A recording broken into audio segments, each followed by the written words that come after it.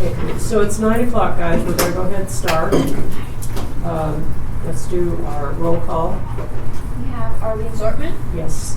Tom DeBee, Yes. Glenn Pepper, Yes. Carrie Snow, Jenna Reed, Jamie Davis, Yes. Molly O'Donnell, Here. Lauren Sully, here, Sarah Arney, here, Quincy Williams. Here. Okay. I didn't say have you. Good. Okay. Everybody had a chance to look at the minutes from December the 9th. I need a motion to approve. Glenn, Second. Tom, any comments? Okay. All in favor? Aye. Okay. Opposed? Okay, minutes are approved.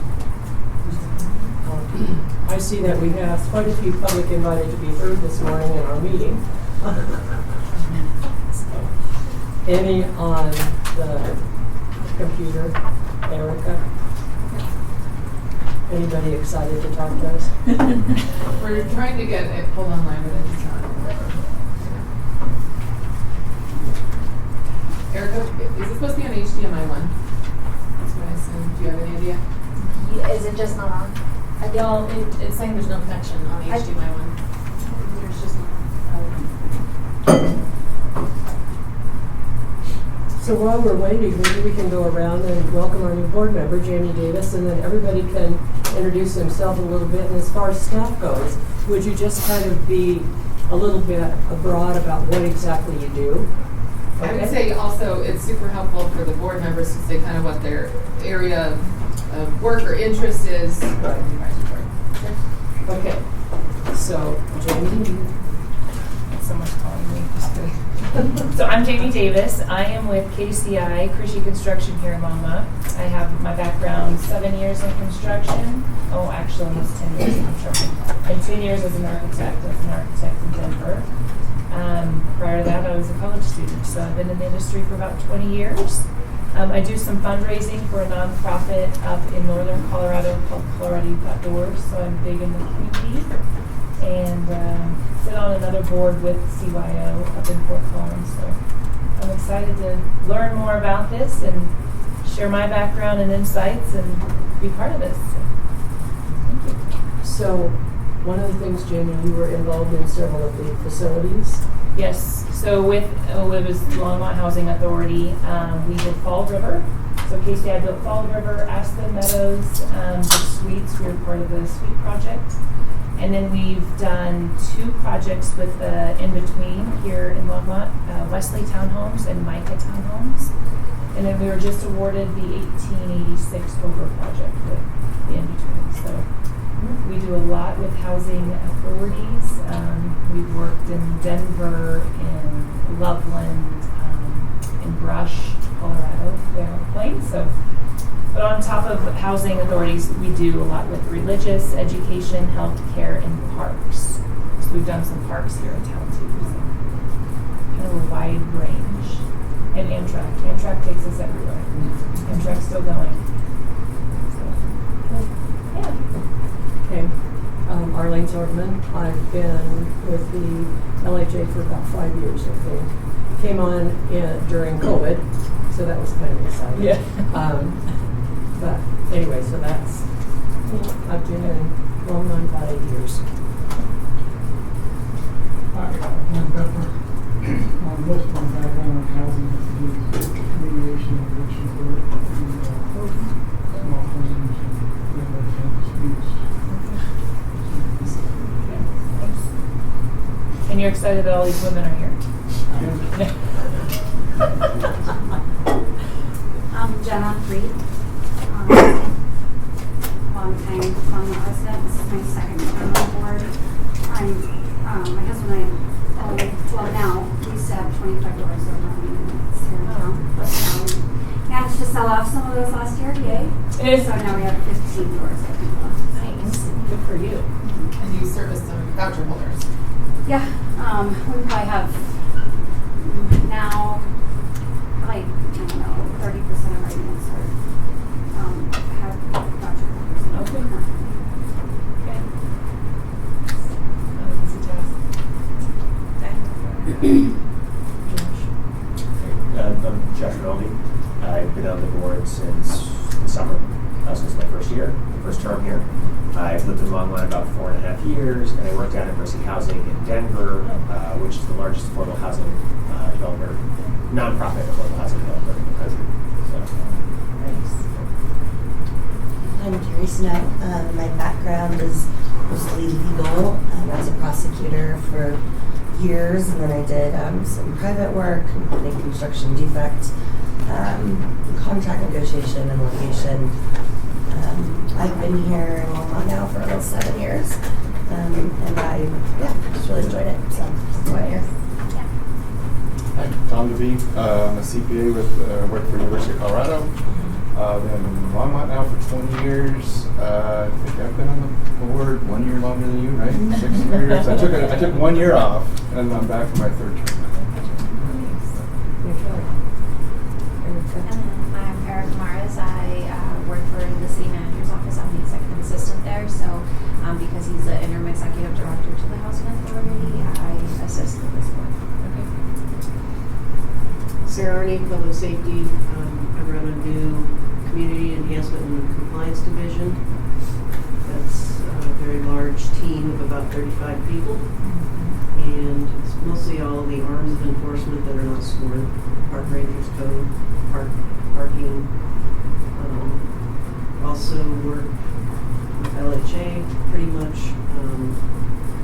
regarding our Pride Free Housing program that I started years ago. And I can tell you more, but that's the gist of it. Quincy. My name's Quincy Williams. I'm the Regional Property Manager for Longmont Housing Authority. I've been doing property management for close to 10 years. It's funny to say. But low income, haven't really dabbled into the commercial world or anything of that sort. But oversee the property management team, the property managers, I assist with things as well. And really just anything anybody needs, I'm kind of the workhorse. So leave it to me to get that. Nice. My name is Lauren Tony. I am the assistant director for LHA. I started out on the board, the advisory. Well, it was originally the board, which then transitioned to the advisory board with Arlene and Tom. And then after serving for several years and being a housing developer with Boulder County Housing Authority, I transitioned to this role and had to step up. Okay, since I've been here for 2 years next month. Okay. So I oversee all the operations, property management, maintenance, compliance, voucher, so keeping it running. Big job. Okay. And Molly O'Donnell, we met, but so Director of Housing. So because we have LHA and the city under the same umbrella, we've got these kind of 3 arms of housing: the city side, which is policy, grant funding, everything on that side, and then LHA and their operations with voucher properties. And then in the middle, housing development, which we have one developer who kind of helps both sides, doing homeownership on the city side, rental on LHA side. So keep the threads down together. I've been with the city for 10 years. I started doing flood recovery, so I did the DR funds that went into Spring Creeks back in the day, and then took this role on in 2021.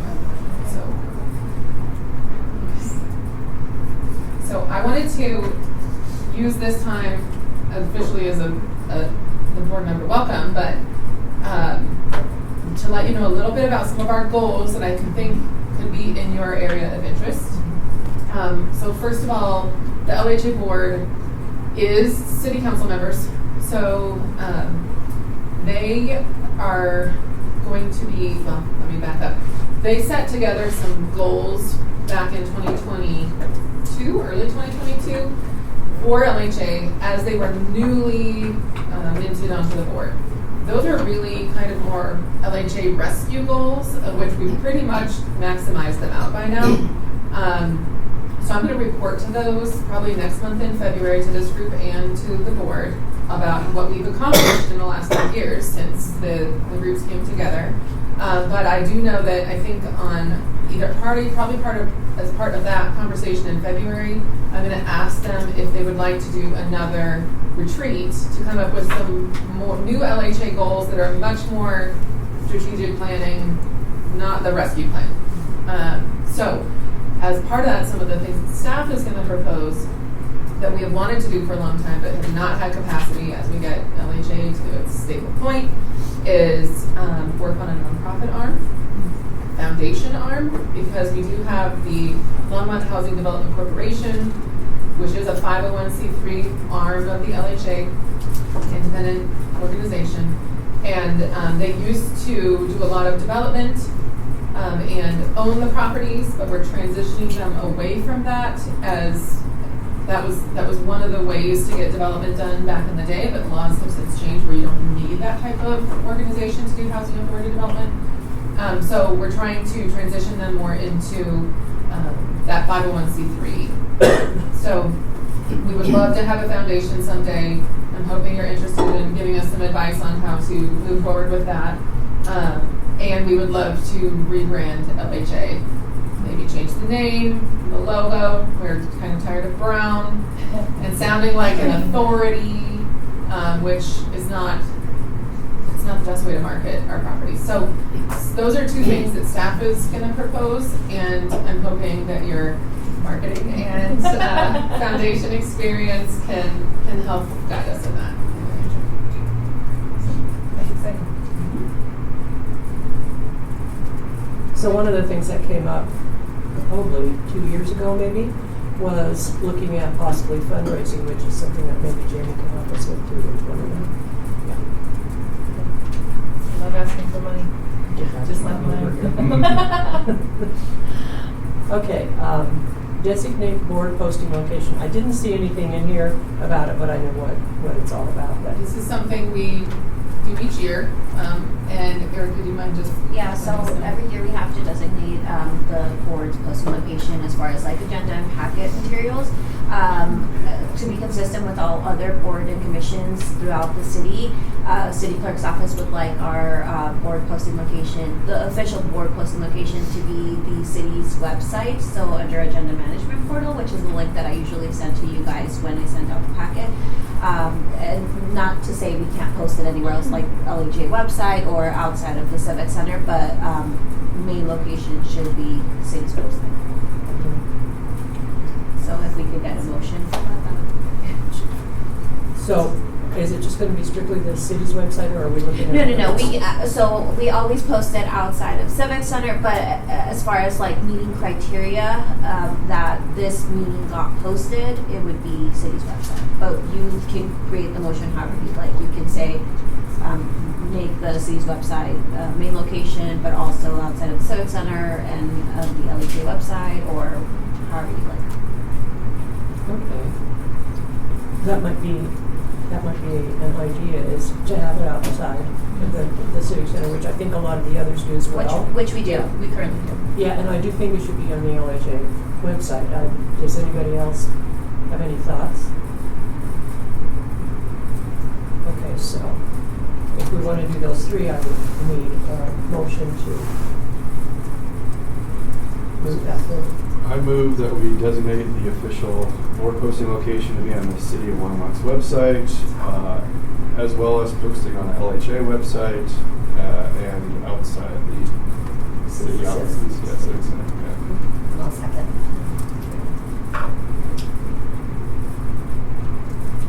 All in favor? Right. Okay. Opposed? That passes. Okay. All right. Discussion of board chair and vice chair roles. I'm going to introduce this one for you all. So Arlene, you have served as chair and Carrie as vice chair since August 2024. So you had mentioned last meeting that we should talk about board positions for this new year at this meeting. I did want to mention, so Arlene, your term expires June 2026 and Carrie's is June 2027. Would you like to would you like to all make a vote on new positions now, or wait until the term after yours expires? I think that's open for discussion. I'm flexible either way. If somebody is just really excited to do this right now, hasn't been a ton of heavy lifting as the vice chair. Arlene's done a wonderful job. So I'm open to whatever you guys want to do. Happy to give somebody else a shot at, again, lifting, but sure. Is the idea that these groups will take over in June after Arlene's term ends, or is it right now? That's the or- option. Either Arlene continues through the end of the term, and then you do that positioning at the first meeting after that, or you do it now if somebody else would like to take it over, and then you just have continuity through. Well, do all our other terms end in June as well? Nope, Oh, we have. Staggered. staggered. And you No, finally got them All in staggered. June, but we got some in December as well now. I'm Here, assuming. let me, I'll summarize. We've been trying to get them on the, like, leave them open until they can just film at the same time, but it's, yeah. Okay, so Arlene is the only one that expires June 2026. And then Josh and Jamie are June 2027. That's because Jamie was filling that vacancy created by Melissa. Glenn and Carrie are also June 2027, so we have 4 for 2027. And then Tom and Jenna are June 2028.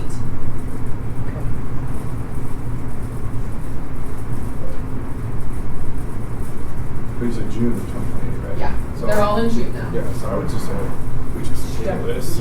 Let's keep it. You're checking up here. I think it makes more sense.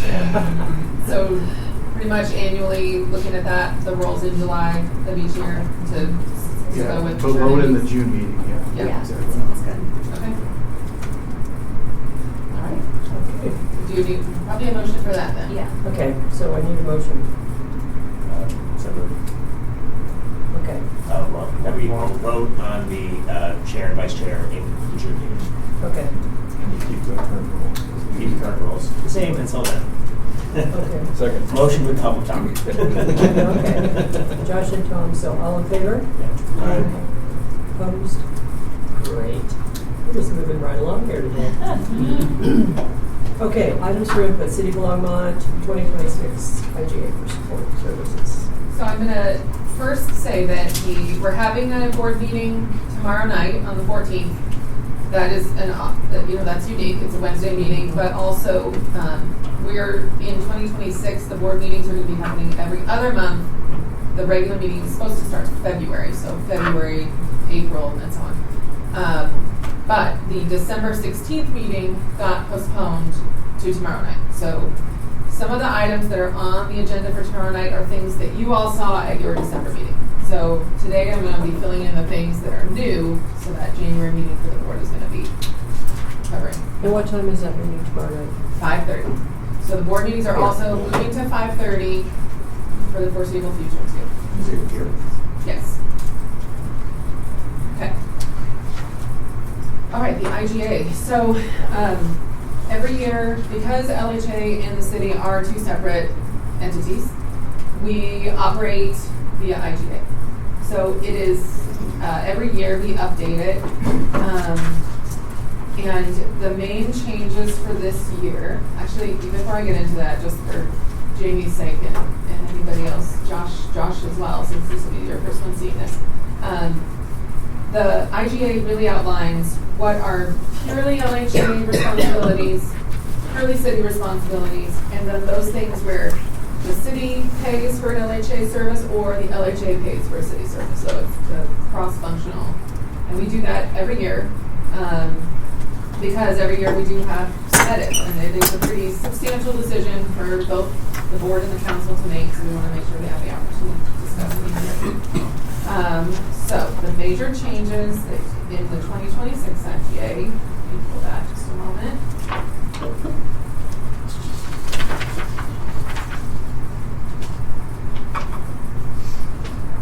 So our clinicians model continues to get more and more complex, but it's all worth it because our bringing clinicians in to provide clinical support services to our tenants, specifically at the suites, has been so beneficial to the property, to operations, to the residents, to the community as a whole. So what you're going to see that's different is we are adding a fourth clinician to our model. This is being funded out of marijuana tax revenues that were dedicated to affordable housing, and then the city decided that of those affordable housing tax revenues, filling the supportive services gap is super critical because nobody else is doing it. The new mental health tax that Boulder County voters just approved, that hopefully will help this area of work in the long run, but it's too early to know how it's going to be distributed, who it's going to benefit, and it's only 3 years. So the city has made a commitment to clinical support services using its own money. Basically, nobody else will, even though we know how valuable it is, so the city will. With this, I'm reluctant to use any of the Fountain County funding because it's only 3 years and it's not ongoing. To put an ongoing expense on this for us operationally, because it's just setting ourselves up for disaster if it goes away. So we're going to focus on other revenue sources on both sides of the house. Yeah. So if we access anything like that, it would have to be like a one-time or special purpose. It's not positions. And it's a countywide tax, right? So what would that look like if we did decide to try to pursue that and get money? If we have to coordinate? We don't know yet. Okay. It looks like it might I remember it was vague on the ballot. I mean, Yes. thinking like this seems broad. Yeah, I think implementation is what the county is trying to figure out now. Maybe there's some competitive element where they put it out. We don't really know. There was a bit of a rub with our council, if you remember. Our council actually didn't support it officially, and I think it was because there was a lot of ambiguity about what would go to municipalities. And on that side, when they presented, it was unclear whether municipalities would qualify for funding. So our council kind of stayed silent on that, and everybody's watching it pretty close. So, I just want to interject something here. This, for Jamie. Jamie's our new, Jamie Davis. Hi, I'm Harold. Nice to meet you. Harold is the city manager and also the interim director for LHA. So Molly, what you're talking about with the fourth clinician, I see that in, what is that? Article 1, Section 2F, right? We've got the 4. And then the only thing that I was kind of confused about with that was if you go on to subsection G, it's also titled clinician services, but that's different. That's like a case manager position, and that's 80% funded by the city, right? So there is one clinician position that LHA funds 80% of. Gotcha. LHA was going to fund 100% of it, but then we have really hard time filling in clinician 1. We really need clinician 2 was the way to go. So LHA came in with 80% of the city will top off the last 20. That's right. So the two sections are really what LHA pays for and what the city pays for. But what's exciting about this fourth clinician position is something LHA has wanted to do for a long time is have clinical support services available for our voucher holders. So that is what this position would primarily focus on. We'll see how uptake is and what if there needs to be extra support to fill in elsewhere for case management at the suites. We'll see how that goes. But that is something that some other housing authorities have been able to do in the past and the Senate desired for a long time. So it's really exciting. We do know that there's a difference between case management and clinical support services. Case management is very helpful and wonderful. Clinical support services is really where you bring in that mental health element. And that for the suites has made all the difference in stabilizing the property and helping our tenants stay housed and thrive. Do we get to bill Medicare or Medicaid for those services? We do not right now. All Roads, so that was a very big question for a long time. All Roads does the case management services at Zinnia, the property we manage from this Board of Housing property. And they are just in the last 6 months diving into Medicaid, and they're getting some good traction. So that's good for us to follow and see how it's going. But it's certainly something that should be eligible. Yeah, I worked in healthcare for 9 years, so yeah, it's difficult. Yeah. But if they make traction and kind of figure it out, then we're paying attention, we're talking to them about that, and we can see if that's an opportunity for us in the future. So that's that main difference, and now I'm operating off of memory. So elsewhere, we made some clarifications about our tree care services that the city provides to LHA at no cost, just to make sure there's good communication about what's going on. And our third element that we made clarifications to, thank you. We used to outline every single development project, but it was very repetitive because we kind of got the model now down. Katie Plum is our development project manager, and she kind of touches everything now. So we just made that a lot more streamlined and allowed for more flexibility for new projects versus just the same things that we have in the pipeline. So, And that's Katie, right? that's Katie. So that is a summary of the changes. But if anybody has any questions about it overall, including stuff that has not changed, please let me know. I have just one sort of kind of clarification question. On the assistant director position, as I was reading through that, does that position in any way interact with development services when we're looking at property, getting property and all that kind of stuff? Yeah. Okay. So we coordinate to make sure the development and operations talk, because you can't just do development in a vacuum and then turn it over. That is Right. not a good idea. Right. Yeah. Okay. Now, on the legal services, I'm sure this is the answer, but it's the one place where you say limited to instead of not limited to. I assume that is intentional for the city attorneys. Yeah, it's in section E, or subsection E of section 2 of the Article 1. Yeah, there's that one too. I'm pretty sure it should, in the second line, say, but not limited to. I would usually say that's the case, but if it's related to legal, I want to make sure. Sounds like it. For a special counsel position.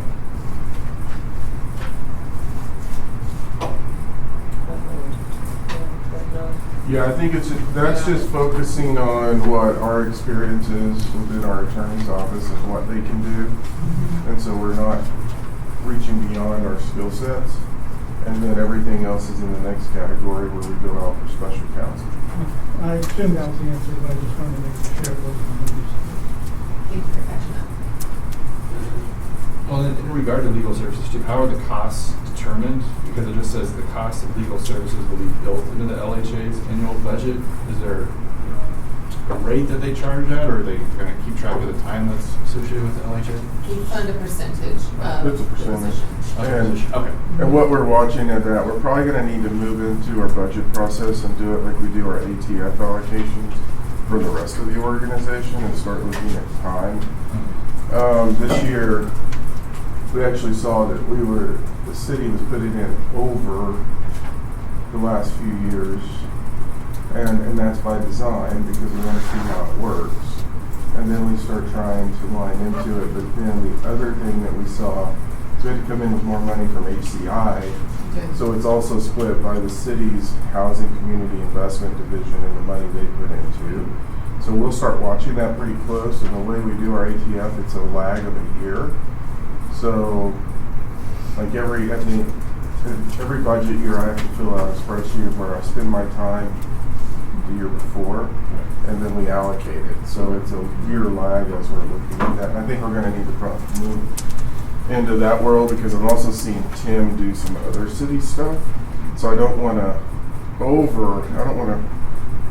have it where the city was over subsidizing to do where the housing authority is over subsidized. So we're going to have to bring that into our ATF process. What we do know is in-house counsel is saving the organization a lot of money, and also he's primarily housing specialized counsel now, so that has been a big benefit. But yes, fine-tuning how we actually account for that. And for the newer board members, I don't know if we've said this to you all, when we got involved in this relationship, the Housing Authority, and Lauren, you're going to have to help me remember this, they were paying their executive director base pay was 150, she got several bonuses over the course of. So like 200-ish is where it was added, and then they were paying their chief financial officer over 100, so they were paying about 310,000 per position. And so when you look at this contract, what we were able to do is absorb some of that at a lower rate, where there is kind of a subsidy on the city side to the housing authority side, but then put that money, and we started putting it directly into positions that directly impact the operations. So they didn't have enough maintenance staff, didn't have enough property managers, we didn't have a regional property, so we've incrementally built up to now that we have the assistant director, the regional property manager, three property manager assistant property managers. Supposed to be. So put 3 funded positions of assistant property managers. We've added additional maintenance and a maintenance supervisor. So what we did is we took all of that savings by absorbing the executive costs and some of the other costs like IT and attorneys, and we just started dumping it into the operations so that we could be more robust on the front lines. And as we've been adding positions, that's sort of been behind it, because you're not having to absorb executive increases like they would have in the past. Is that a fair statement, Lauren? And so, and then part of why you're seeing me in and out is I'm starting to treat them more like I treat all the other departments. And so really bring it into the fold of the operations where they're briefing me and they're talking to me, but I'm pushing more on them in terms of working with the board and other things, just to kind of continue that trajectory and succession planning. Well, does your position need to be added in here as the It's in there. executive director? It's in there in terms of what I think it's, where is it?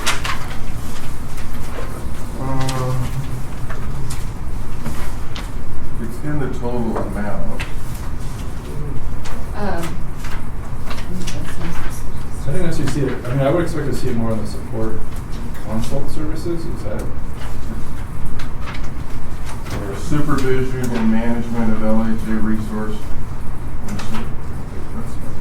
Oh, well, it used to be in here. It's there. It's LHA shall pay the city for consultation regarding organizational development, leadership, operational, and management services as directed by the interim executive director. So that's under financial obligations. Okay, which one? Financial obligations, article 3. Section K. Okay.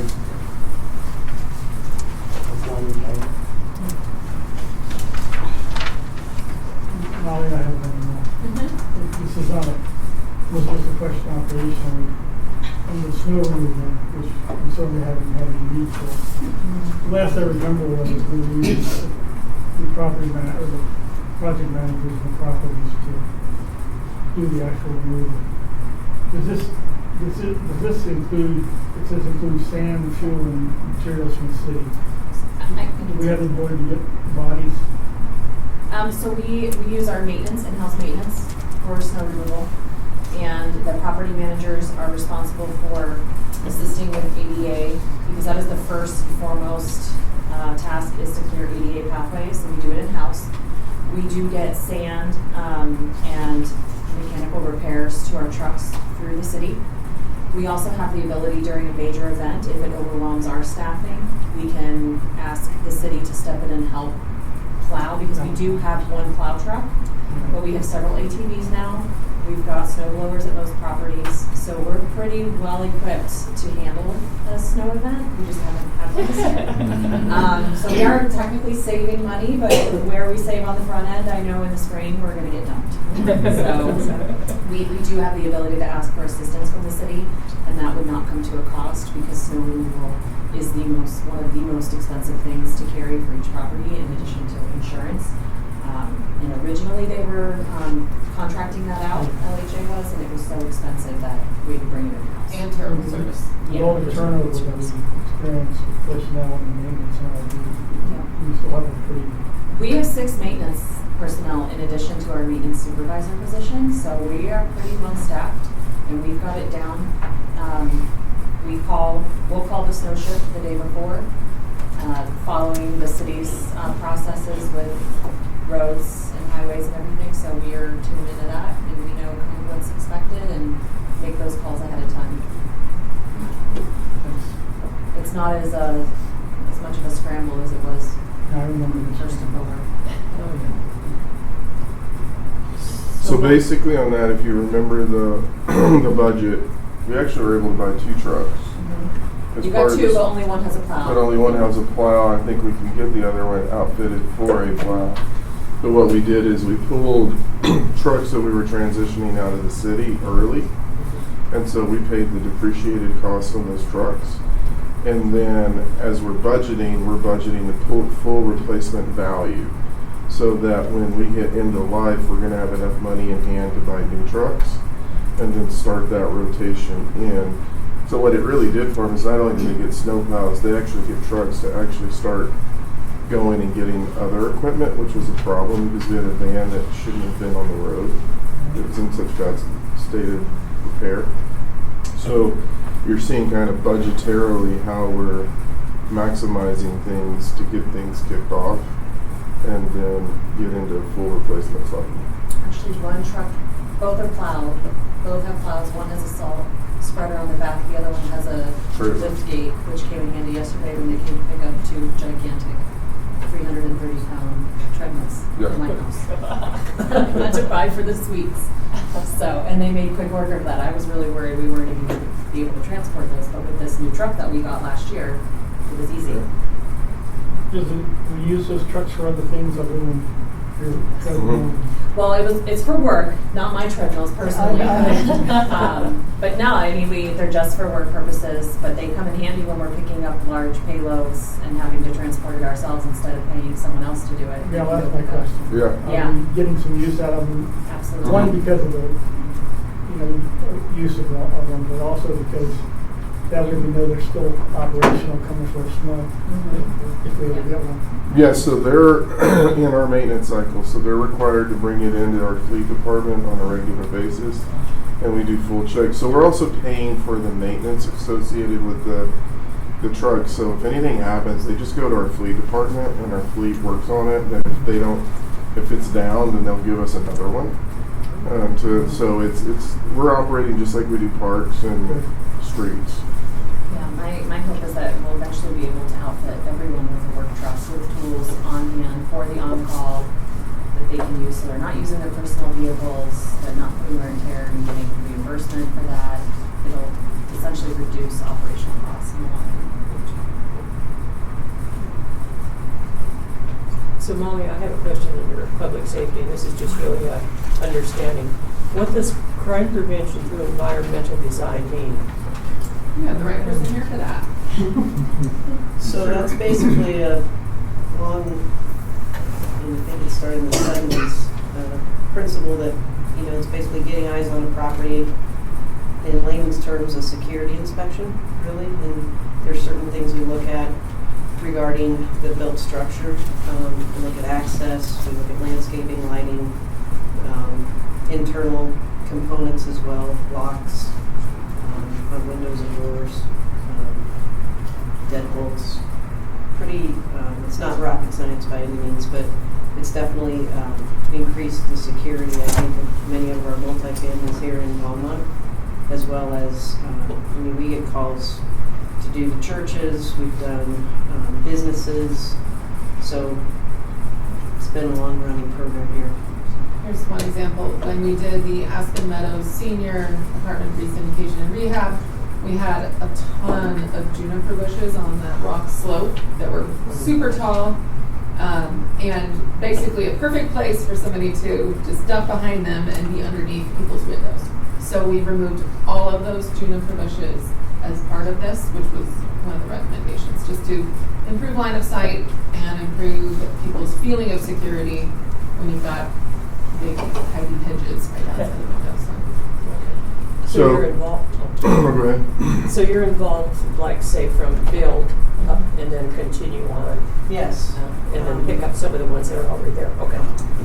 I sit on DRC and do my best. I know I think I've missed maybe one or two pre-apps, but planning is really good at getting me, like, basically part of their package is they get that information about our Carter Housing Program and SEPTA, so they can contact me if they have questions. So yeah, I've been doing that well. And we've also added like 5 or 6 people that we've sent to the City SEPTA team? city. So we have a city team that's working with Sarah on this too. So like Don Burchett, we've had some folks from Parks go. So everyone's tag team with this. And then we see ongoing issues in the community that are really centered around, getting that lens of SEPTED. I send the team a message, and whoever can meets out and put our brains together to maybe come up with some solutions. So. Okay. Thank you.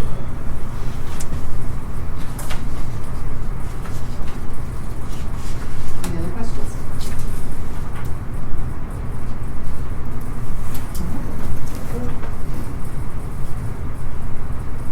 I guess just one question on termination. I understand the 30 days. What does a finding that the public interest requires for termination mean? I'm just curious on what that one means. So this is something that we often put into major city agreements like this. But an example could be Harold, help me out, but if LHA and the city, if it makes more sense for them to not operate in this way than to operate in this way, then we could separate and do that. Right now, I don't envision that being advantageous in any way. However, having that in here on an ongoing basis just offers that opportunity. I mean, like if HUD came in all of a sudden and said this, you can't do this. Well, things like that. But every agreement has to have a termination clause because you just don't know. But I just wondered what that kind of example would be. But yeah. What it would mean is to terminate it on either side is that you would have to have a finding of fact that details why it's in the public's interest to terminate, and you would have to enumerate that as part of a board decision or something like that. But they get terminated with 30 days notice anyway, Yeah. right? So, and that was my thing, is if there was non-payment, so we could just say, okay, we'll give you 30 days notice, Yeah. we're going to cancel it, you're not paying it, really. Or just terminate because of costs as well. Yeah, but the people doing the payments are actually city staff. Yeah. So somewhat related to that, is there a reason in that section for the terms that we don't have a severability clause? You guys see in every contract, it says if this, part of the contract is invalid, the rest shall continue to apply. Essentially, slightly more complicated language, but is that something that we on purpose didn't want to do here, or we don't think this is a sort of contract where a severability clause would apply? So pretty much in everything. Yeah, normally we have that in the cure provisions, but I don't know that we thought that the attorneys thought it was needed. It's necessary here. Okay. Well, because the board is the same. The board is the council for LHA, the city council on the other side. So typically when you need the cure provisions or things like that, you have really distinct and separate entities that you're working with.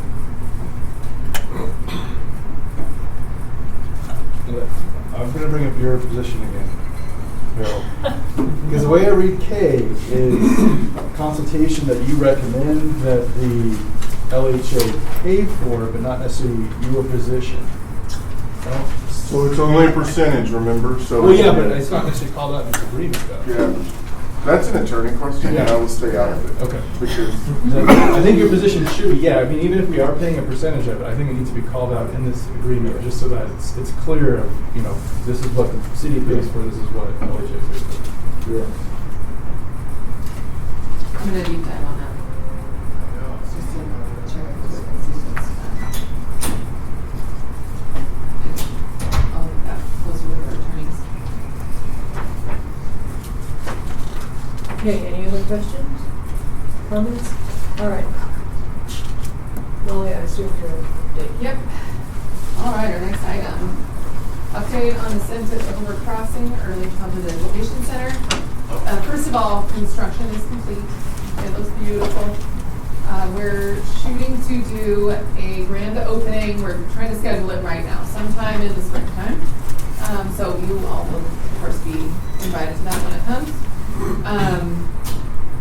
What we are going to be talking to the board about tomorrow night is, I think we talked about this a little bit last meeting, where Wild Plum is the provider.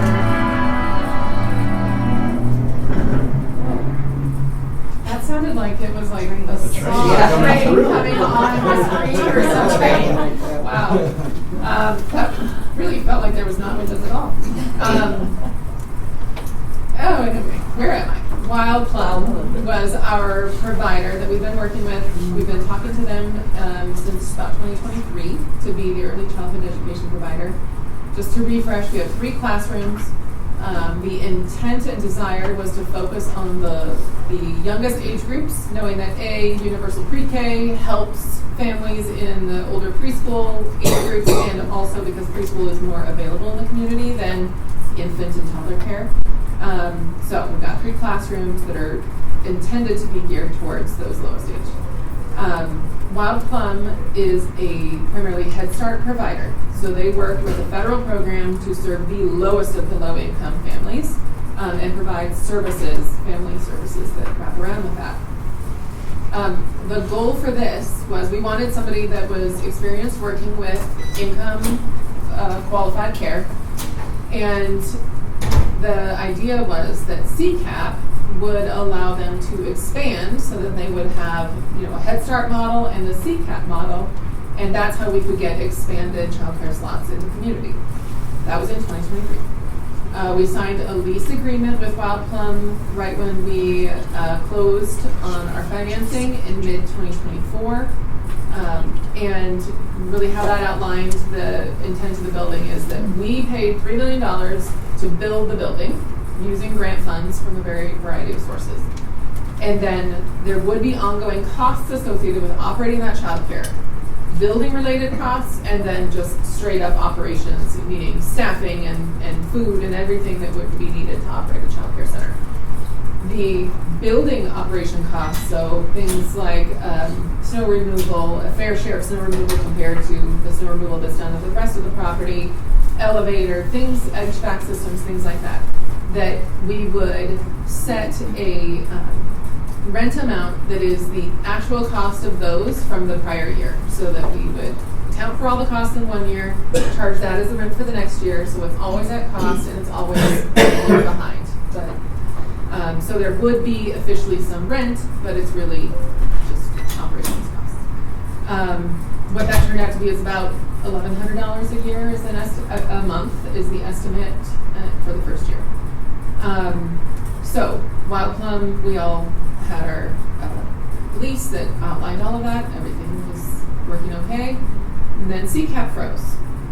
And what that means is not only are they not adding new CCAP families, but as a child ages out of daycare, the CCAP goes away.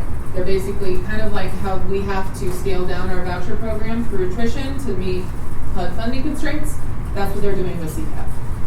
So we have absolutely no date outlook as to when CCAP could be expanding again. That was a major blow to our plan and our desire to expand childcare slots and be income qualified. Meaning, I say income qualified, that's like our housing term, but really it's trying to serve the low income families with some subsidy. So for the last 6 months, we've been working with Wild Plum to figure out, okay, what do we do? We looked at, the backup plan was moving Head Start slots over, so at least we can serve some super low income families. But what that ended up meaning is they would close their existing facility and just move the slots over. And the intent of all of the funders that built the center was not to provide a brand new beautiful building, to just replace another center. That's not really meeting the intent of expansion. It is not, I mean, a lot of childcare facilities would love to just move into a $3 million building. That's not really what we're trying to do here. So that was not a desirable backup plan.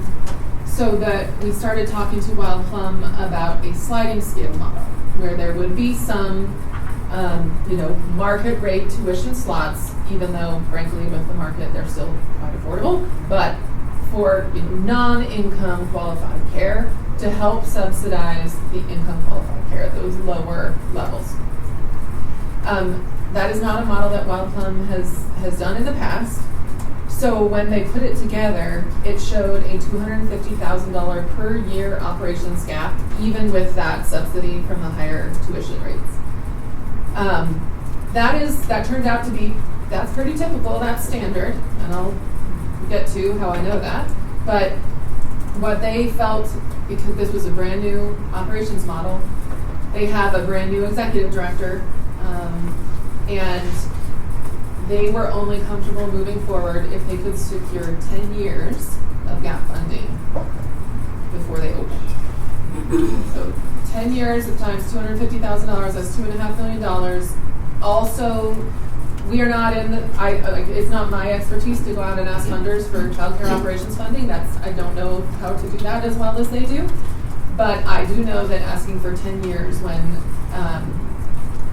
everyone is strapped is pretty, it's a big ask.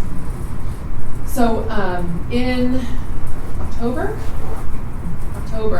Wild Plum came to us and said, it's not looking good. We're just really not comfortable expanding unless it's that Head Start move over model. So they backed out of being the provider at Ascent.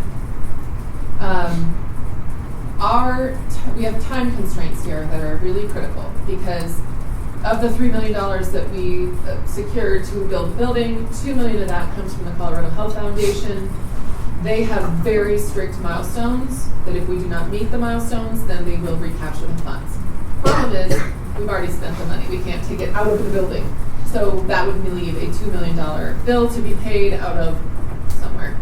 So we absolutely have to meet our Colorado Health Foundation milestones. So after Wild Plum notified us that they needed to back out, we went to Colorado Health Foundation and introduced them to the R Center because they run the Aspen Center for Child Development right over here in the old post office building. Over here, old post office building. And because they have been operating a sliding scale model for years. They know the gap, they know what they need to do to operate that way. And they were comfortable. First of all, they've been calling for a while asking LHA to partner because they saw what we were doing with Wild Plum and said, if we want to do something like that someday. And I said, yes, someday. Well, the day has come. And so we asked them, would you be okay with implementing a sliding scale model? And how many years would you need in advance to know that you would be comfortable opening? And they were okay with doing a year at a time. So we talked to Colorado Health Foundation after that and said we have another provider. They are still work with low-income families in the community. They provide wraparound services. The R Center does all these other things, and Colorado Health Foundation is familiar with that. So we got a verbal green light from Colorado Health Foundation to switch providers and work with a sliding scale model, meaning we would not be serving all low-income families, but it still does not mean that's forever. If CCAP comes back, we could start to morph that into more all low-income families. What Colorado Health Foundation really wants to see is that we are doing outreach to people that live in Ascent and have them be able to come to the child care center if they want, and have the kids that are served not match, but an attempt to have the kids that are served match the income spread that is in Ascent. So because we do have a mixed income model at Ascent, because we are serving between sub 30% AMI all the way up to 80% AMI, that fits in with the sliding scale model as well.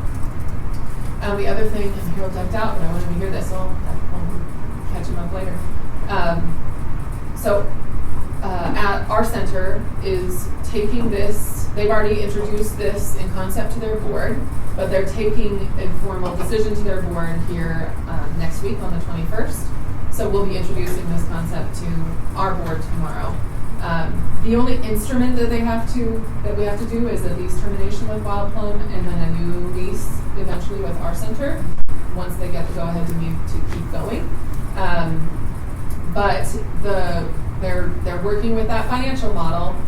We're working on helping them fill that one-year operations gap of it's still $250,000 because that is a true that's what it takes to hire, and especially when you're serving the younger kids, you need more teachers, a lower ratio, et cetera, et cetera. So something that they have though modeled is not opening an infant room immediately, which is a blow. That is not what we were really desiring. The whole idea of Ascent was let's stretch our legs, see what a city and LHA partnership could do with all of the access to resources that children use in families and all the expertise and bring it in and create something really amazing. It's still amazing, but if they cannot fund infants off the bat, if we have to wait and open an infant childcare room once CCAP comes back someday, that might be something that we have to accept to be able to open at all. So they're already out there talking to their funders. We talked to, and this was something we were doing with Wild Plum as well, that the construction side has cost savings, and our development partner Penrose is willing to use some of those cost savings to help fund that gap for the first year. And then Penrose's foundation arm is also interested, and we're talking to the light tech investor and everybody to see if their foundation arms would like to help. So we're helping fill that first year gap, and then they have their connections as well. So we're making progress on that gap with the intent of hiring and opening for the new year, for school year, so August, September. So that is what we will be talking about with the board tournament. So it's kind of, we're doing our best to make lemonade out of lemons. We still are meeting what we wanted to do, which is opening an awesome childcare facility, expanded slots in the community, and serving as much subsidized care for low-income families as we can. Maybe keeping their original facility open? Yes. Yep. So it's not closing to replace. It would be an expansion. So if we hit some of our goals. We hit expansion. We hit some low-income care. We just have to, and this is kind of, a lot of developers are doing this to just wade through this this tough funding time, is looking at creative models, trying to get us set up for when funding does come back someday and opportunities rise, they're ready to take advantage. So if at least we're operating, it'd be a lot easier to slide in CCAP slots later on. So. Do you know if our center's ever done anything sort of along these lines before, or is it going to be new sailing for them too? They've been operating Aspen Center for a long time. But not anything with, just because I know Jenna volunteers there too. So I know some of the stuff that they've done, but I didn't know if they've ever partnered with the city or any other organization to run, I guess, a third establishment. I don't know if they have with the city when it comes to, we partnered them with them certainly during COVID. They operated our temporary rental assistance stuff, and they work with security deposits for those exiting homelessness, so that ties to housing some. In terms of actually partnering and leasing to open a facility, certainly not on the LHA side. I'll say that. There may have been something like that when they moved into the post office building, but I'm not positive. What I might have missed this, somebody said it. The CCAP funding, is that federal or is that state funding? State operated. Some of it, I don't know how much, but some of it does come from federal funding, which is why there's a lot happening right now with the federal administration freezing TANF and what feeds into part of CCAP. I don't know how much. And then now a lawsuit blocking that. That's all tied to the child care center issues in Minnesota. So, fraud has happened. Okay. Well, I know this was something that we talked about a lot, was to get a child care center over there, so I'm glad that it's going forward. Yeah, I can't wait for you to see it. Hey, Lauren, do you want to show that? Have you guys seen pictures of the ECE in some time? Do you want to do Some of us have gone through it. up for?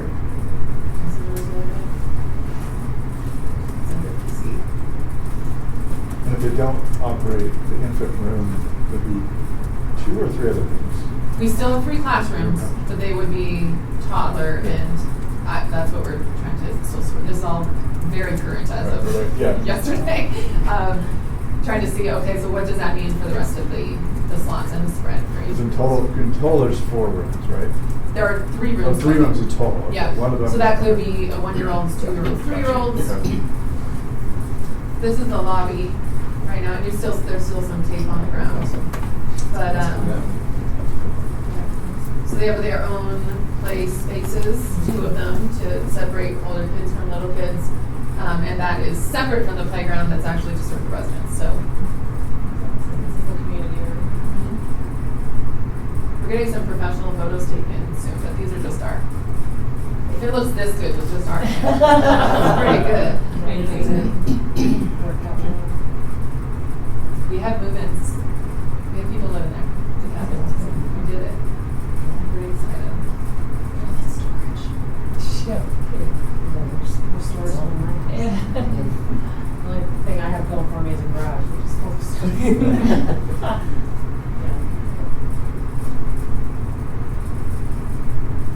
So stay tuned for your invite to celebrate and tour.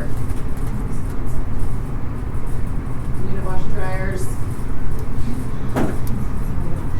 That's really neat. Okay. All right, development and special project updates. Tosh Madison. I will say that it feels like I'm reporting out the same thing each month, but things are progressing where we are working on the next big thing. We are looking at land down towards the transit station, lower downtown area, and we are working through our opportunities right now. So hopefully very soon we'll have some actual news to present, but I'll keep it there for now, but just know that we have things cooking. We're working, coordinating with the city side on funding opportunities using affordable attainable housing tax. The city's affordable housing fund is going to be opening up its funding application round in March. So we've got things cooking, but I will report back more specifically very soon. I'll leave it there for now. The last time you mentioned Parkview and Mountain View? Yes. Does that have conflict? So we're still working with them on negotiating what a special limited partnership would look like. I'm not taking that to the board tomorrow night. That may be, if we end up in a good place on it, it could be the February meeting. They're in a tough spot right now because it's a bond deal, primarily a bond deal. So they worked with CHAFA in the second half of 2025 and they got to a point where they had enough bonds allocated to the project that if they came in for their tax credit application, CHAFA would top them off with the last amount of bonds that they needed. That was the end of 2025. December 2025, CHAFA said the top-off program is going away. Instead, it's going to be a competitive process, and there's new rules that tie to the new there's new bond rules out from IRS that got approved with the big beautiful bill out of the federal government. So they're lacing it all up together to fit. But that meant that this project, they did not put in for the last application round for statewide balance because they were told by CHAFA that they would have top off. Now there is no top off. They didn't put that in, so now they're like, well, no, we need more bonds. So they're trying to figure out their attack to get enough bonds to continue to do the deal.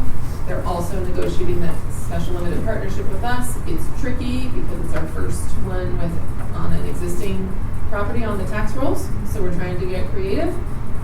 But they may need to take some more steps before they're ready for their tax credit application. They gotta figure out their bonds and potentially figure out some of the gap financing. Still kind of in the works. The in-between project that we talked about last time for special limited partnership, that is going forward on tomorrow night's agenda, requesting a tax exemption for that 1886 solar.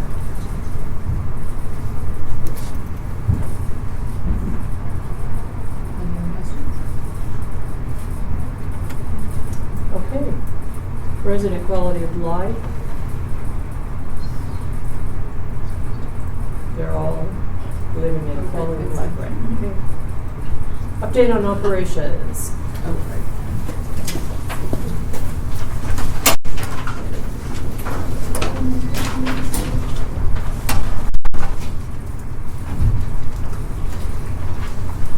So as of right now, as of today, as for Meadows neighborhood, we still only have one vacant over there, which Summer and Maria are working to fill. Is that the one that in the past has been used for the property manager? Or the regional property manager? No, I don't think so. No. Okay. No, it's B2, the one that got fully remodeled. Okay. Someone moved in, and then shortly after moved out.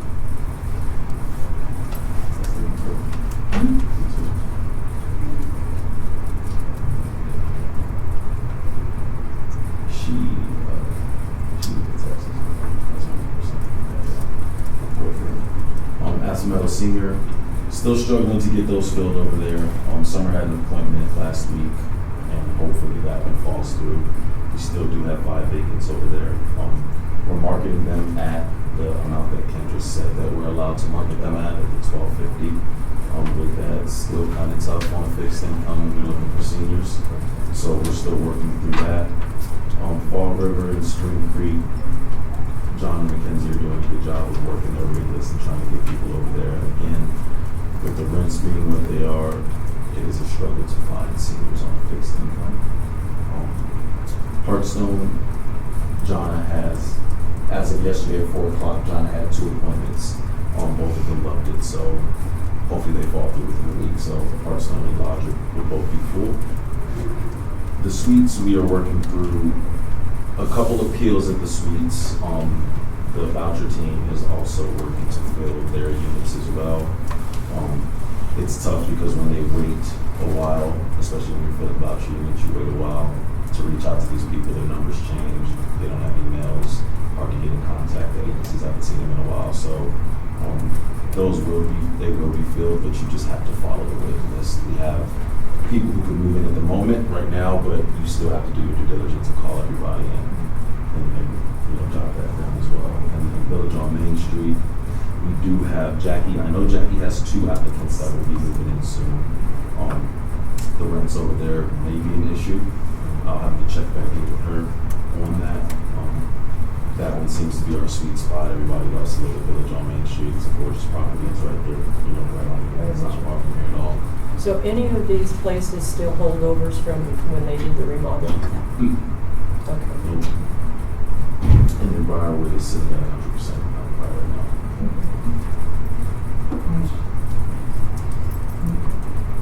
On Fall River and Hearthstone, you showed 2, but then down below you showed 3.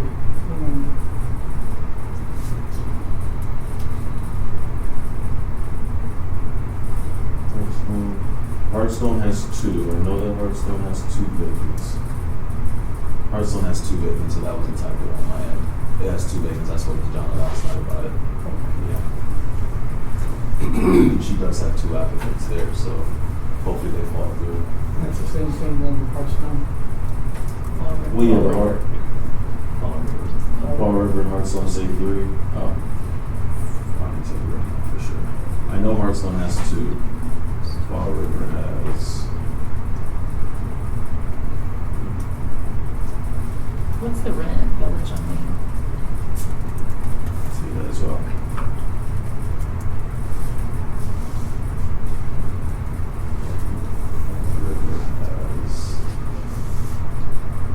Fall River has 3. 3 vacancies. 3 vacancies over at Fall River. And then the rents over at Village on Main, our 50% or so, well, the 50% 2-bedroom that we have is $1,695. The 60% 1-bedroom that we have is also $1,695. The 50% 1-bedroom is $1,412. We have another 60% 2-bedroom at $2,034. 30% Jackie has somebody on that one, $791, and then the other 50% 1-bedroom that we have is $1,412. We do have somebody for the second floor unit over at Village on Main Street.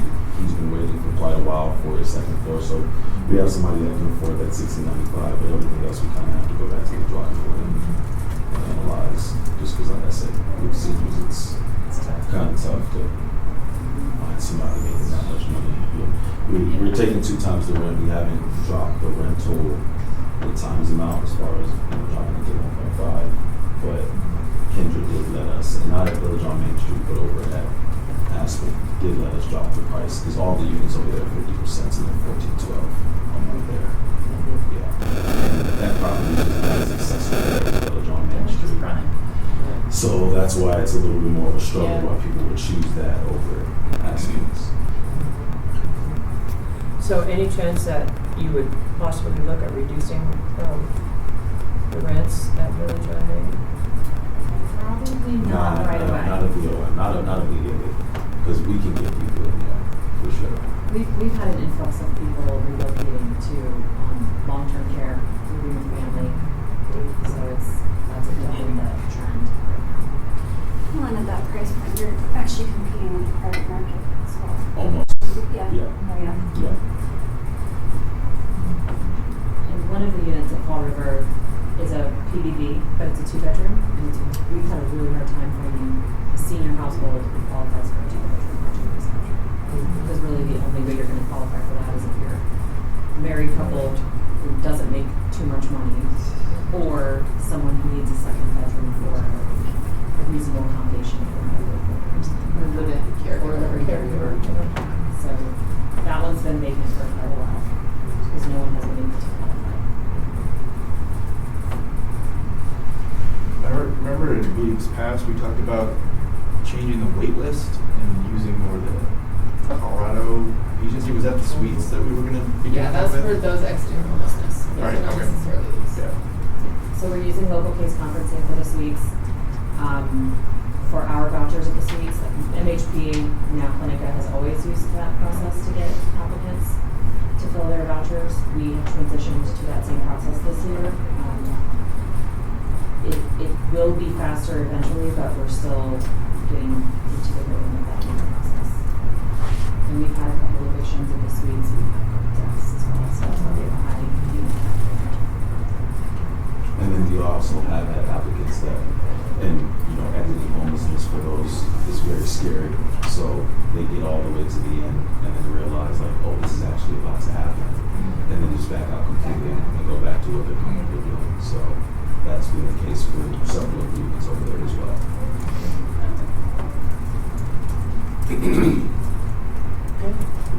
Looking at this, looks like we did about 109,000 better than 2024. Yeah, I put both the years on there so you guys can see, since it is January, it's the start. I'm going to change it for the ongoing to back to month to month, but I wanted to kind of evaluate the years. So it was a little over 100.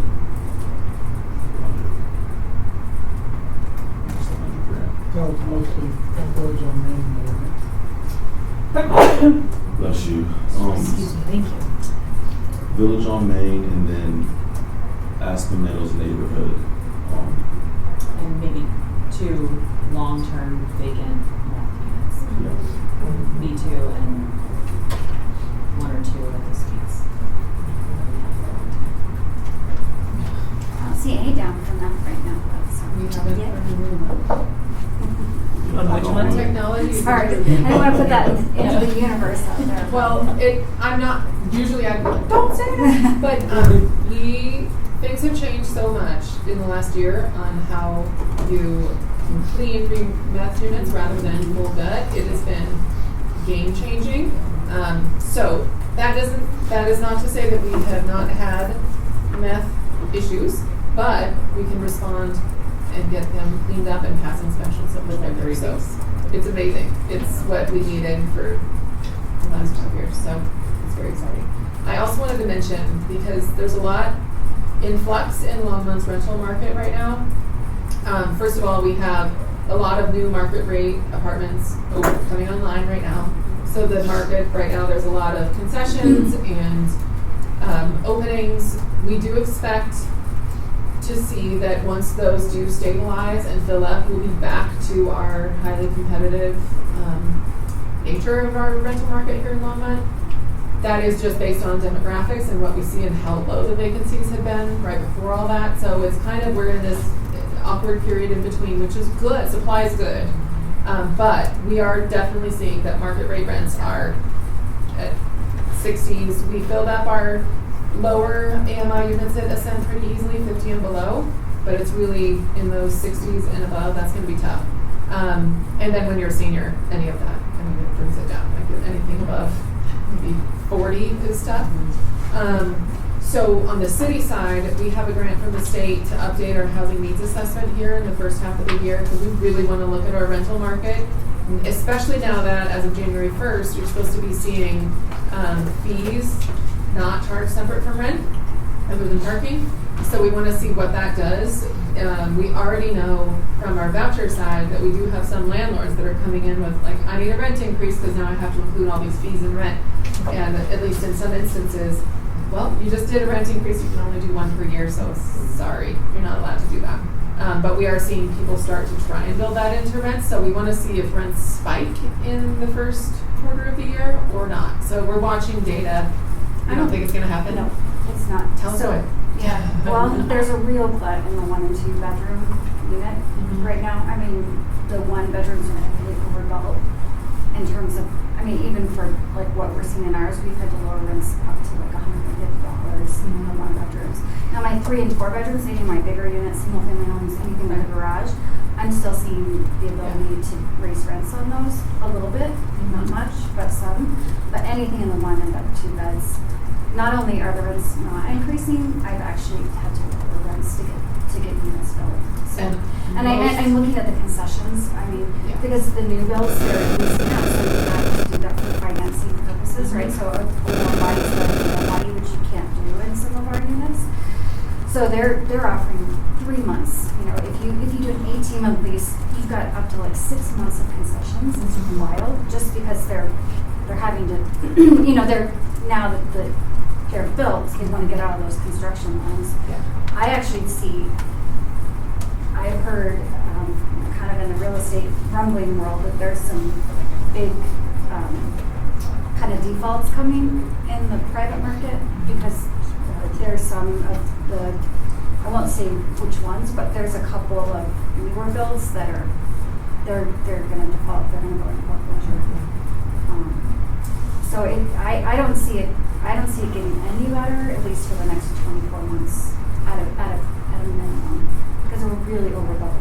And the one, like I said, anything bigger, right? We have a huge lack of 3 and 4 bedrooms. Like We saw that with the and I think a lot of private landlords, me included, we've sold off all of our single family homes because, well, they just don't make any money, and the potential for damage is too high. All of the new rules coming, so I think you're seeing landlords, even now with the depressed market, it's harder to sell single family homes. You still can, but I see a lot of my people that I know that are kind of in our space just getting rid of that stock. So that, and once that's gone, it's permanently gone. It's not going to go back into it. Like someone's not going to buy that and rent that out at these numbers. You couldn't have rent high enough to even get that. No.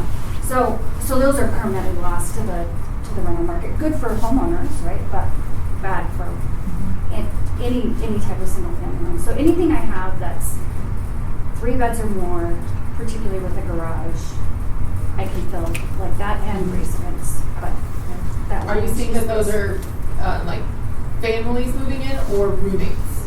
Both. I have both. I actually have, for the first time ever, I don't love. I haven't historically rented to student groups. You don't usually see them from CU this far out, but I have 2 units now that are filled with So CU it's something we students. thought, yeah, we started to see that happening, not in the housing side. Expected it to happen in the housing side based on what we're seeing elsewhere.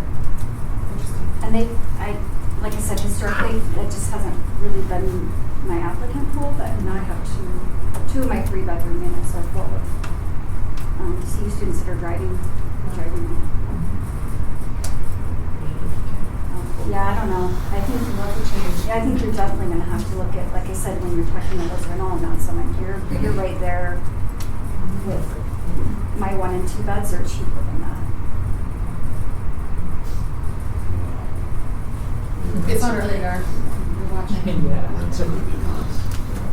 At my place where I'm at right now, we were gonna do month to month because we're looking to buy a house, and we already paid we paid $33 a month where we're at for a 2-bedroom, 2 bathroom. It's a single family home, but they want $5,600 for month to month. Oh, yeah. That's important. And that's not Longmont, but still. It's still a lot. So we said that if we were to go buy a house, it would be cheaper, and the mortgage is actually cheaper. Yeah. So I personally think a lot of people are going to stray out of the rent completely.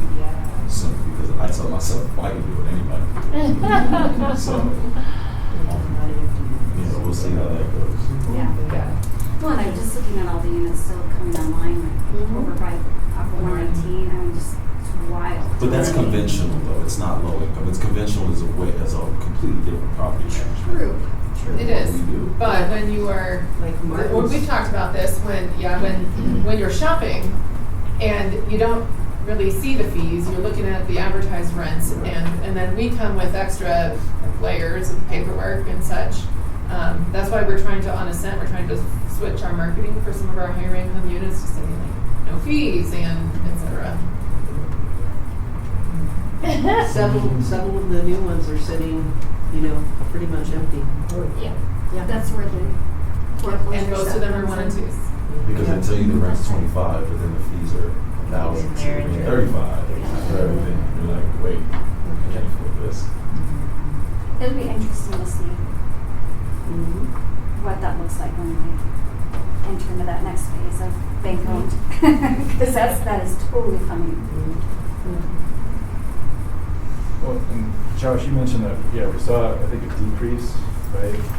Over 100,000, but wasn't Village on Main, we didn't rent that in 2025, right? Or we in 2024, excuse me, because of the refurbished, right?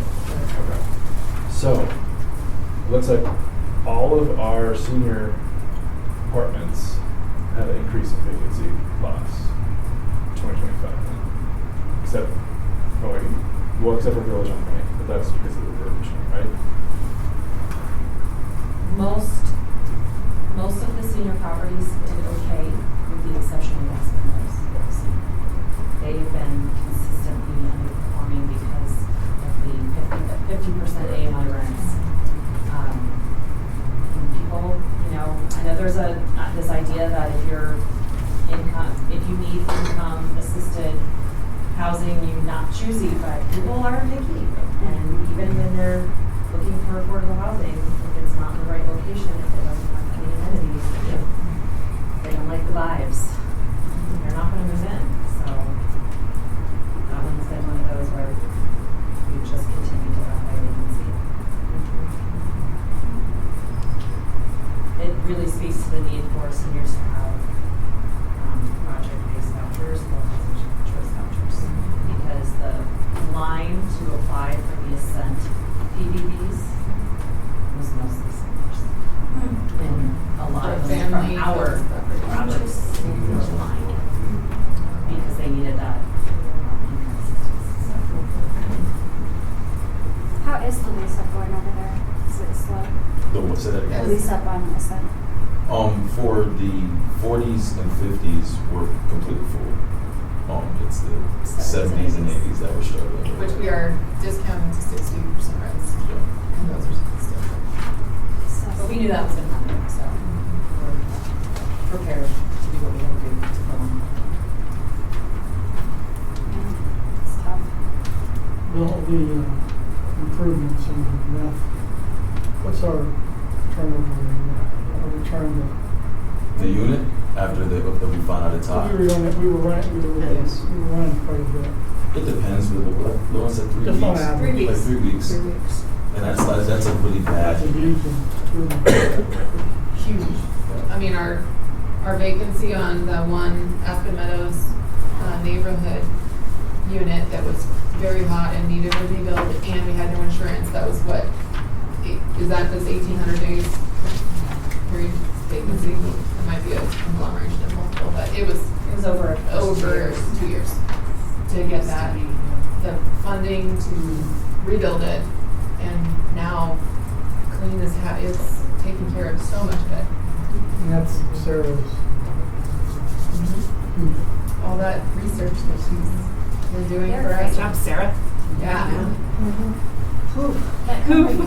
We had to use them last year, unfortunately, but it was, instead of having to rip everything down. Right. You use 70 services. Yeah, they were great. They did a really good job, and I think our unit was down in 6 weeks. So. Next time you have to use it, tell them you know me, you might get a discount. Yeah, no, we've actually done some financing on some, actually we've thought about partnering with them. They actually buy properties, or they have investors that buy them, and then they do the rehab, and then it's like going 50-50 into the ownership of the property. So we've been kind of exploring that with them a little bit. Because a lot of the properties, a lot of homeowners, even with the clean, it's just so expensive that they just don't have the cash on hand to do the remediation. That's why you see them sitting forever boarded up. People ask about all the time, why is this room so vacant? Well, you just don't have the money to do the necessary. So they were great. It was way better than having to do a full tear down, which we've had to do before. You have an attitude on. I know. This isn't You almost don't want to talk about it. Okay. So Property updates. We have no property updates other than the scent. The Suites Door project has already been completed. Totally complete? The EOC Energy Outreach Colorado, Lauren and Molly have dive into that a little better than I can. And then with Ascent for Slowly Start, we have interviews tomorrow for a community manager over at Aspen's. So we're going to do our panel, and then we'll make our decision after that. And that's it. For the Energy Outreach Colorado, if you remember, the county approached us and said they were going to give us a pot of money every year to do some energy upgrades at our properties. In 2025, we decided to move forward with doing some replacement of AC and heating units at the suites, 22 units, I believe. And so that agreement is going to the board tomorrow to get signed. And then we're going to do that project this year. We have the entire year to complete that. We're hoping to get additional funds in 2026 that we're going to earmark for Spring Creek to look at replacing the swamp cooler on top of the property. We have a lot of complaints about the heating and cooling of the community spaces and the hallways there, and that it's, there's some concern about moisture and mold. The swamp cooler is not the most efficient way to do it, and because of the weight of a new system, they have to do some engineering work to look at what that would cost to put that on the roof of the building. So that's sort of the projected project for 2026, depending on the cost. We might have funds left over to do something small somewhere else, but that's kind of where we're headed for that. Funding, this agreement that's being signed tomorrow is just for the 2025 funding. We'll have to go through this process again for the 2026 funding, and that gets decided and allocated. And then for hiring, staffing, we do have the vacancy for Aspen Meadows Senior and Neighborhood since summer has transitioned to Ascent. And then we also have a vacancy for our maintenance supervisor, so we will be starting to look into that in the next week or two to put that out for hiring.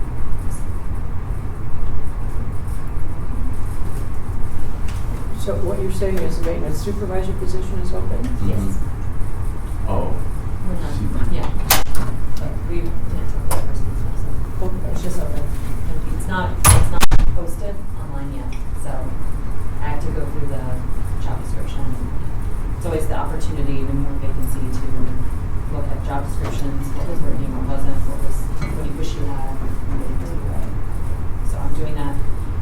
evaluation now, and then we'll work with HR to get that posted and start recruiting for that position.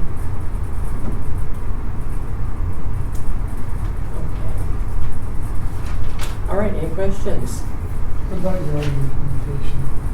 Sorry, you already for Rent Cafe? Yeah, I just have a question. It's not about letting you present it, it's just, when they go in to pay the rent, is it just simply the rent that comes up for them to pay, or there's any additional charges? It's if they owe anything. If they owe a late fee, if they haven't switched over their utilities, which they don't have to worry about that at any other property but it's same. But Can they tell the difference? it'll be itemized. No, I guess that's what I'm looking for. Yeah, it's itemized. And then it gives you a total at the bottom, and then you can pay it.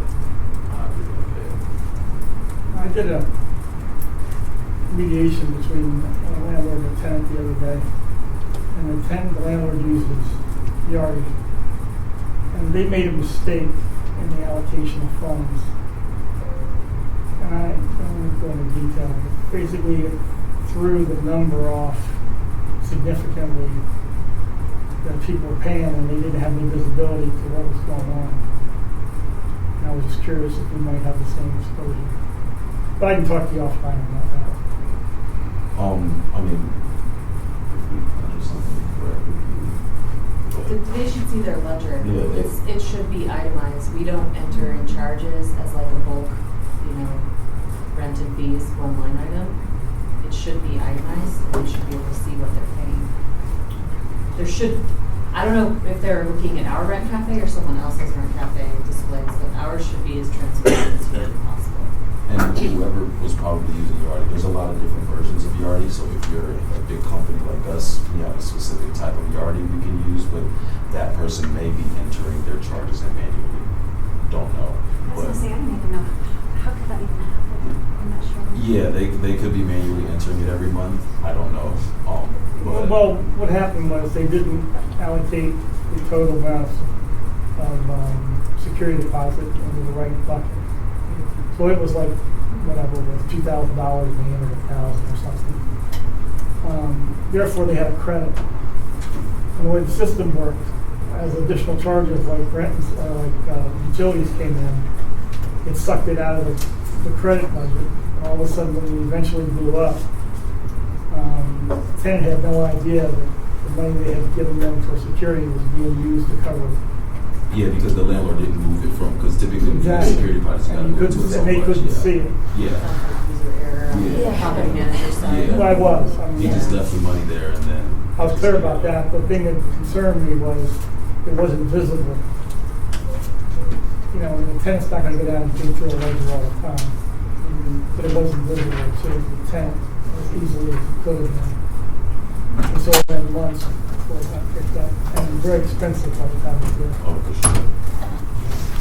But you don't think we had that concern?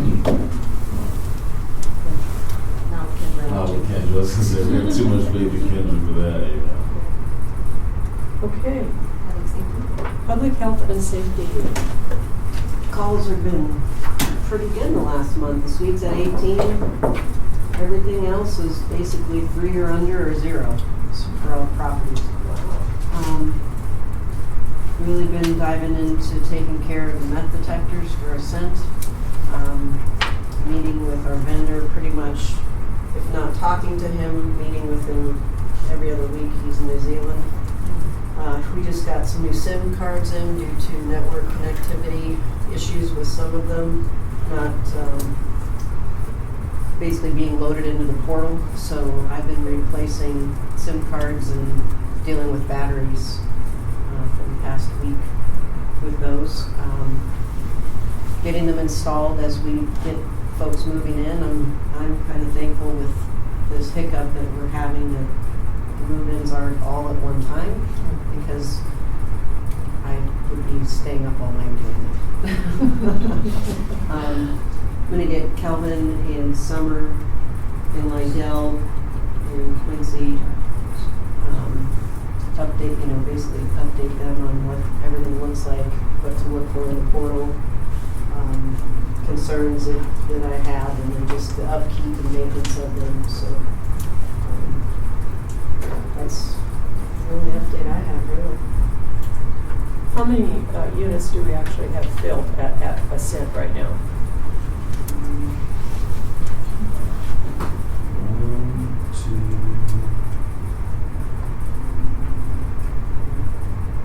3, 4. Meaning moved in. Moved in, Fully yeah. moved in. Yeah. How many do we have leased up? 4 moved in, we have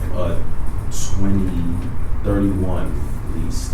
So through the PBVs and then the other units that we have that will be moving in later on in the month, next month, 31 in total, 4 moved in currently. And are they all sub 50% units? Do you have any committed I have- for our 70s and 80s? I have one. I have one 80%. It's an 80%, it's a 4-bedroom. Yeah. Yeah. What's the total units over that? 75. Did you talk to him about what we're shifting? Marketing wise. Yeah. Okay. Harold, it's you. Anything in particular you all want to know about? Your life. It's crazy. Any particular questions? Did you talk to him about kind of what we're working on generally? For On the development future? side? Yeah, the development side. I was we're in flux, so Yeah. I said we're still working on it, and I'm hoping to have some good news with some talking to land opportunities here soon. Yeah, That's where I so left it. we're evaluating about, I'd say 4 or 5 different opportunities right now for the next project. I think we're still pretty clear-eyed on the fact that it needs to be a mixed income project. And so that's front and center for us, so finding the right partner and really determining whether we self-develop or we do a fee developer to manage workload we're working on.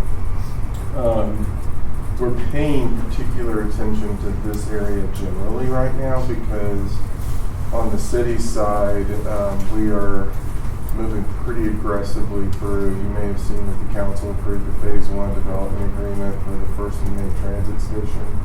So we're in design on that right now, and part of that was working with the adjoining property owner as part of the design of the parking garage so that it could interface in with his multifamily development and commercial development. And so why we're paying attention to that is the transit-oriented development world right now is, in terms of financial opportunities with the state,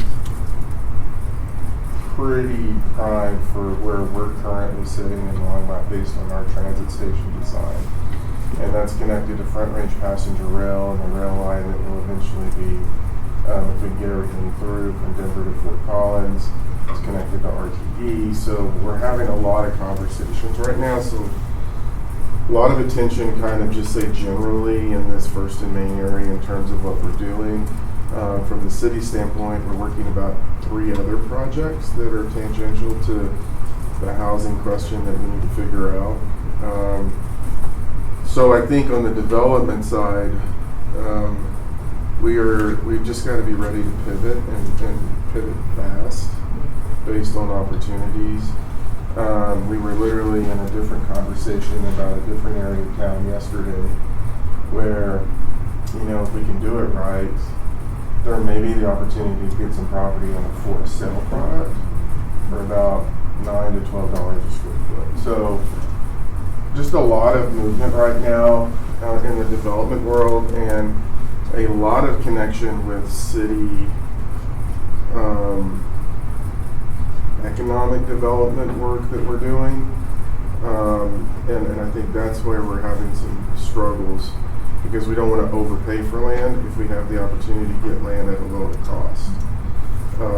And so we're doing a lot there. Now for this group, and for you all to know, because of the volume of projects that we have going on, I'm moving Katie and Molly into another role with us, and they're going to be helping us manage like the transit station. They're the only ones that have built projects that aren't city projects. And so because these projects entail, and I'll include Lauren in what she did in the county, So we're going to slide those in to help on this, but it is connected to it, and obviously that's where the city funding's coming in.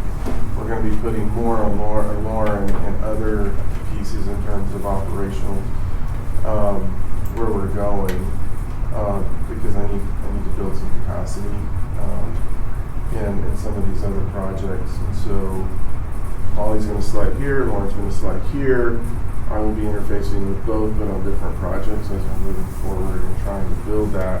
And then we're going to see where do we slide in and fit in an appropriate location.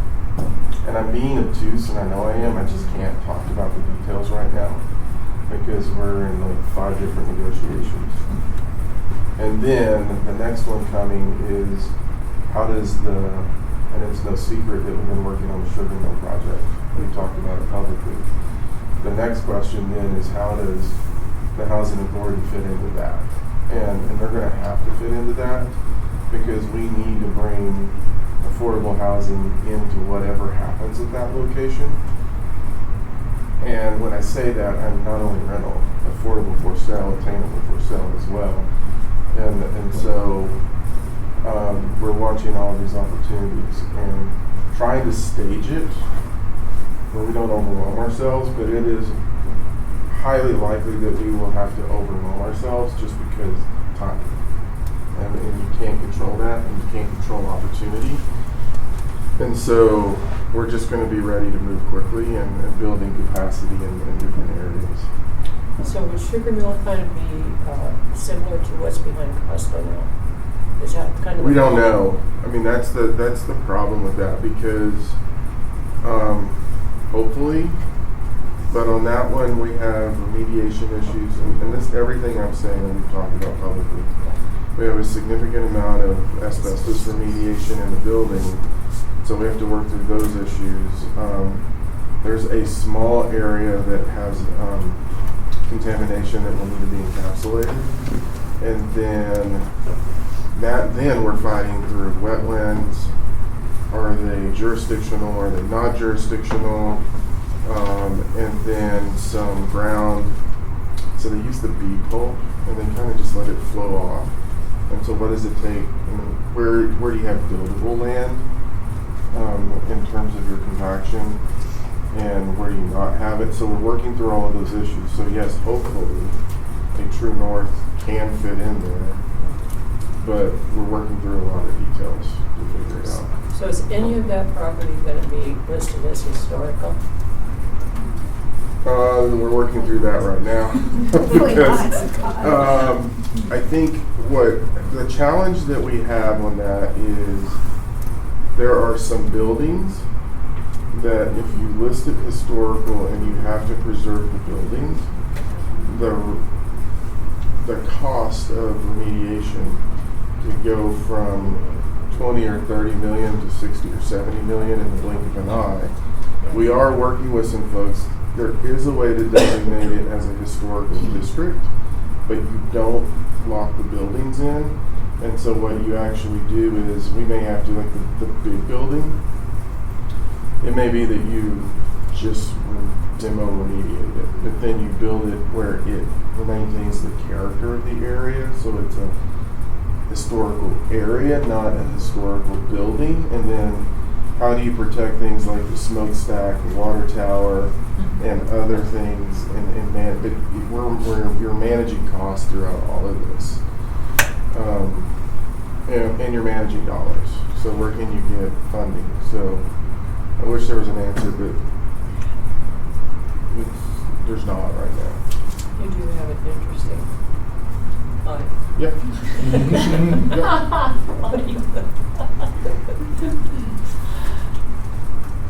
Anything else? No, anything you all, are you curious about anything that we haven't talked about? You can ask me anything, even if it's city related. This is what's also valuable about this. Well, I pulled something out of the paper the other day, and this is in regard to that program that Boulder County has for low income, or people who I think are low income, where they got 5 years worth of work with them to financially and everything. But what it said was that this is for Boulder County Housing Authority and Boulder Housing Partners, are we in any way? Can you say again what it was? Which one are you talking about? What's the name of it? And of course, you know, I only cut out the part that I wanted to see, so. It says, if you already have a housing voucher choice, enroll in the Family Self-Sufficiency Program. And the story actually had a lady from Longmont, so I'm assuming she had either Boulder County Housing or Boulder. I just wondered if Longmont vouchers people holders. Family self-sufficiency is a federal program that HUD runs. LHA had a similar project that they did a long time ago for a RISE project, and that kind of tapered off, I want to say around the time that the Circles campaign ended, which was like 2018. It was before we got involved. It was before the city was involved. Yeah. And that program kind of modeled after family self-sufficiency, where you had someone working with this tenant who had a voucher. They were living in this program, they were living in Aspen Meadows neighborhood, and they were basically working to reduce the need for assistance as they increased their self-sufficiency. That program is a federally run program. We don't do that. I know Tracy and I have talked about wanting to either do FSS in the future or create our own locally funded program like we had before with the RISE program. But it is an administratively intensive program, and there's a lot of rules and regulations that go with that. So currently, right now, don't have capacity, but it is something that she and I have talked about wanting to do because there is a subsect of housing choice voucher clients who really do have the opportunity to grow out of the program and not need it. And I think what we see a lot are families and individuals who get a voucher and stay with their voucher forever. And there's always going to be a need for that. There's going to be, people who are not able to work the same capacity, as someone else, or seniors who, they're on a fixed income, their income's never going to increase. So you're always going to have that group of people who are going to need this subsidy forever or until, they pass away or move on or leave and can't continue to have it. And then there's a group of people that could really work their way out of the program. If you're familiar with, how assistance works in poverty, there's something called the cliff effect, which is where you get to a certain point where if you do better, all your subsidies and services disappear, and now you're actually behind the ball. You've owed more money than what you would have had, so you purposefully don't do better, because in order to do that, you lose everything. There is no step down. So the Family Self-Sufficiency Program really focuses on those families and individuals who could use that step-down system and get to a place of self-sufficiency and success. I personally know someone who I used to work with that went through that program after a divorce. She had kids, and she ended up going to law school through that program. And it allowed her to go back and do law school and become a lawyer and be very successful. So it is something that I want to do, but it isn't something that we currently have capacity or funding to do. Is it a no-go process, or do you just opt in when you're I actually ready? don't. I don't know. If you want to do the HUD one, the true FSS, I don't know what the process is for that. I don't know if you would want to look at having more local control over what we do and do a similar locally funded program. NOFO meaning notice of funding opportunity, which means they're actually opening up. Like sometimes even if we want to do something, we have to wait for that opportunity to come out. But And with what's happening at the federal level, I'm not even sure they're really pouring money into this program right now. So The Art Center had something similar when Edwina was there. I don't know if I had 2 tenants go through it. It was exactly, but they weren't voucher holders, but they were at risk of losing housing. Yeah. And it was a 24-month program, and they were paying 50% of their rent during that time, directly to me. And then they were having to do what they identified whatever needs, and then they had to participate in whatever programs the Art Center had designated. I don't know what happened to that program. I think it just probably funding for a way.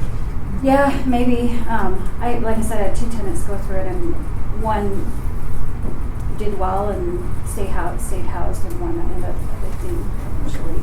But I don't know. I think it was. I think it's a great idea. It is great. Yeah. Yeah, I think that's one that we've talked about from an economic development perspective. in that I think those programs are good, but I'm not sure, you know, the piece that you want to really hone in on is the job training piece, and you're training people up. Because I think as part of the self-sufficiency, what we're seeing is that if you're not reskilling and training up, you can have everything tight here, but if you're not increasing your income, there's a challenge there. And I think the Veterans Community Project, they do a really good job of like training the people that are living in there. And I think there's some space where if we could do it locally, we work with the Longmont Economic Development Partnership, we work with Front Range, because we know there is a gap in skilled employees for a lot of positions in this area. And how can we work collectively to get them into that job training, into the SIM? Because I know that they're hiring kids before they even graduated in that advanced manufacturing. And so I think there's some space where, as a group, we can all work in different spaces to lessen the workload and some of the other issues. But you know, those are some of the conversations like I'm having with Dr. Simpson. And if you look at what the state is now doing in terms of how they're approaching higher ed, they actually have just restructured the higher ed system to where it's more connected to economic development and business development in terms of partnering with businesses to train employees. So the state's starting to move in that direction too. And there may be some space for us to be beta test for some of these concepts with Front Range. So I think that's a piece we need to think about as well.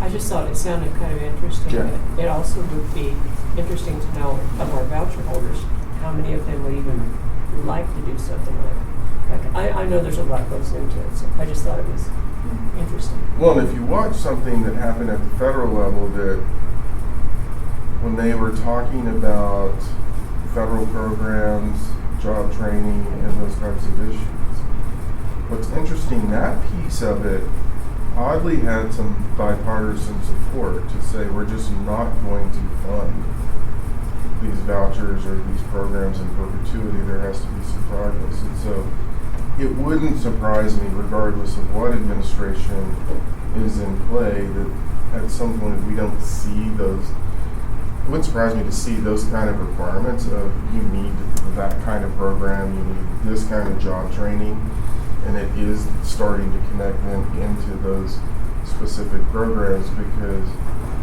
well, everyone was fussing about the big concepts. There were concepts that people were agreeing on that said, yeah, we need to figure it out, but they never got there because they were fighting about other things. And so I think we need to be prepared for that because, I mean, we saw some of that in the mid-90s. I mean, when you started seeing devolution coming in, you know, they started that, and it's been intertwined into some programs, so it wouldn't surprise me to see that. So we need to be ready for it. Okay. You guys got anything you want to say? Ask? Okay, then motion to adjourn.